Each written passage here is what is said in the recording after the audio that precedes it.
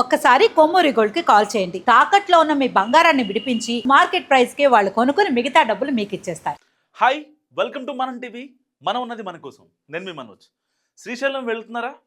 So అక్కడ scenery బాగుందని, location బాగుంది, విజువల్స్ బాగా తీసుకోవచ్చు, మంచి రీల్ చేయొచ్చు అని చెప్పి దోమలపెంట దాటిన తర్వాత ఆగుదాం అనుకుంటున్నారా?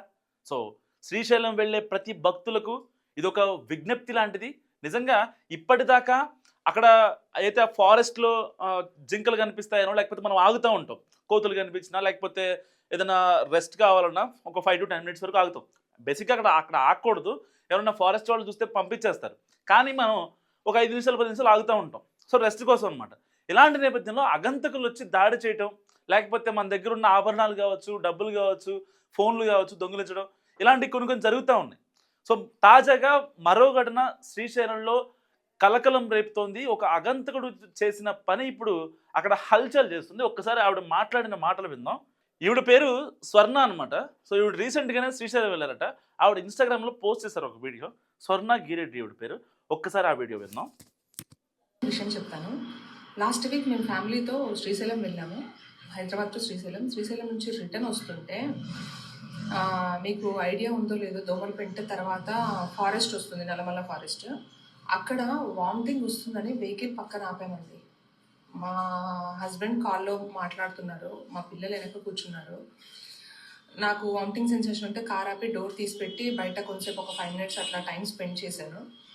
ఫారెస్ట్లో నుంచి ఒకడు వచ్చాడు, వెనక చేతులు పెట్టుకొని వచ్చాడు. వాడు ఏం పట్టుకొని వచ్చాడో నాకు తెలియదు. దగ్గరికి రాగానే నాకు డౌట్ వచ్చి కార్ ఎక్కాను. కార్ ఎక్కిన తర్వాత కూడా వాడు కార్ దగ్గర వస్తుంటే గ్లాస్ డోర్ కూడా కిందకుంటే గ్లాస్ డోర్ పైకి పెట్టాను. దగ్గరికి వచ్చేసాడు ఆల్మోస్ట్.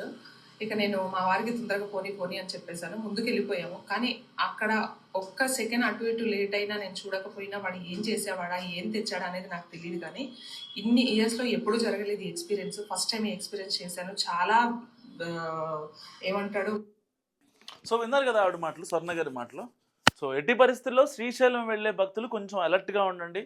సో అక్కడ విజువల్ బాగుందనో, ఒక ఫోటో తీసుకుందామనో, లేకపోతే ఇంకేదో రీజన్తో, ఎమర్జెన్సీ రీజన్ అయితే ఒక 1-2 minutes ఆగి మీ పనులు చూసుకొని వెళ్ళిపోవచ్చు. కానీ అక్కడ కాసేపు స్టే చేద్దాం అనుకుంటే కనుక నిజంగా జనావాసం ఉన్న ప్రాంతంలోనే ఆగండి. ఎవరన్నా వెహికల్ ఆపి ఉంటే అక్కడ ఆపి మీ పనులు చూసుకొని బయలుదేరండి తప్ప ఎవ్వరూ లేని చోట, ఏకాంతంగా ఉన్న ప్రదేశంలో. ఎందుకంటే ఆ వెహికల్ ఫ్లో అనేది అప్ అండ్ డౌన్ తిరుగుతూనే ఉంటాయి కాబట్టి, సో అంటే ఏదైనా ఒక బెస్ట్ ప్లేస్ చూసుకొని ఎవరైనా ఉన్న చోట ఆగితే బెటర్. లేదంటే అలాంటి ప్రాంతంలో అగంతకులు వచ్చే ఛాన్స్ ఉండదు. కానీ ఒకవేళ మనం అలోన్గా ఒంటరిగా ప్రయాణిస్తున్న సమయంలో మీ కార్లో మీ పక్కన అంటే పెద్దవాళ్ళు ఎవరో లేకుండా ఇలాంటివి ఒకవేళ మనం చేస్తే గనక వాళ్ళు వచ్చి ఏం చేస్తారో, లేకపోతే మన ప్రాణాలు అయిపోతాయా, లేకపోతే ఇంకేమైనా చేస్తారా, లాక్కుపోతారా ఏంటో అనేది నిజంగా డౌటే అనమాట. సో ఏదైనప్పటికీ దీనిపైన శ్రీశైలం అధికారులు కూడా కాస్త దృష్టి పెట్టాలి. సో ఇటు ఫారెస్ట్ ఆఫీసర్స్ నిరంతరం గస్తీ ఉంటుంది, కానీ లోపలికి వెళ్ళి గస్తీ చేసేంత ఉండదు కాబట్టి, సో ఇలాంటి వాళ్ళని ఎవరన్నా ఉంటే పట్టుకొని, సో వాళ్ళని కనుక 4 గుతుకులు గట్టిగా ఉతికితే ఎవరున్నారనేది, దీని వెనకాల ఎంతమంది ఉన్నారు, ఇంకా ఫారెస్ట్లో ఎంతమంది ఇలాంటి అగంతకులు ఉన్నారనే విషయాలు కూడా బయటకు వచ్చే అవకాశం ఉంది. సో ఈ వీడియో గురించి మీరేమనుకుంటారో మస్ట్ కామెంట్ చేయండి. చూస్తూనే ఉండండి మనం టీవీ.